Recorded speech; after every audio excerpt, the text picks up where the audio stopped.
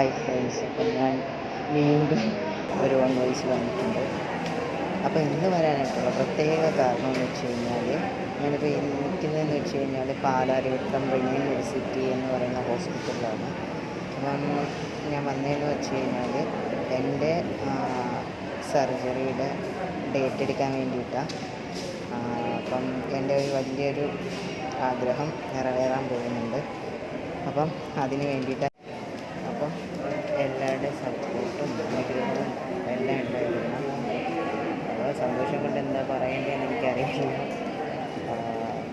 അപ്പം നിങ്ങൾ തരുന്ന ആ ഒരു എന്താ പറയുക സപ്പോർട്ട് അത് തന്നെയാണ് ഇനിയും വേണ്ടത്, ഇനിയും തരിക. അപ്പോൾ ഞാൻ എൻ്റെ സർജറി കഴിഞ്ഞതിന് ശേഷമായിട്ടുള്ള പോയിട്ട് ഞാൻ വീണ്ടും വരും. അപ്പോൾ നമുക്ക് വീണ്ടും കാണാം.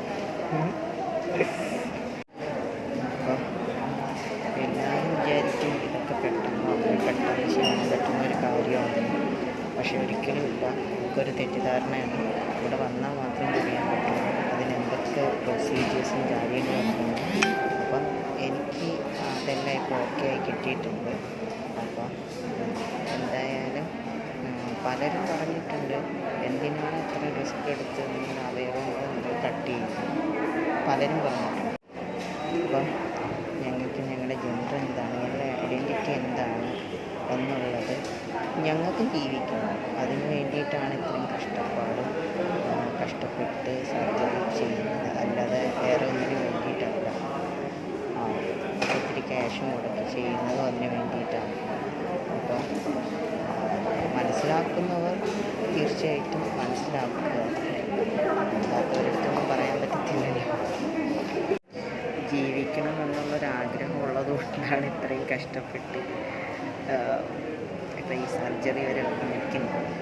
അപ്പോൾ കുത്തുന്നവരൊത്തിരി പേരുണ്ട്. അത് ഫാമിലി ആയിക്കോട്ടെ, കൂടെ പഠിച്ചവരായിക്കോട്ടെ, അല്ലാത്തവരായിക്കോട്ടെ, എങ്ങനെ വരാനുണ്ട് ഒത്തിരി പേരുണ്ട്. അപ്പം അവരുടെ മുന്നിൽ എനിക്ക് പറയാനുള്ളത്, എന്തൊക്കെ പറഞ്ഞാലും ഞാൻ തളരില്ല.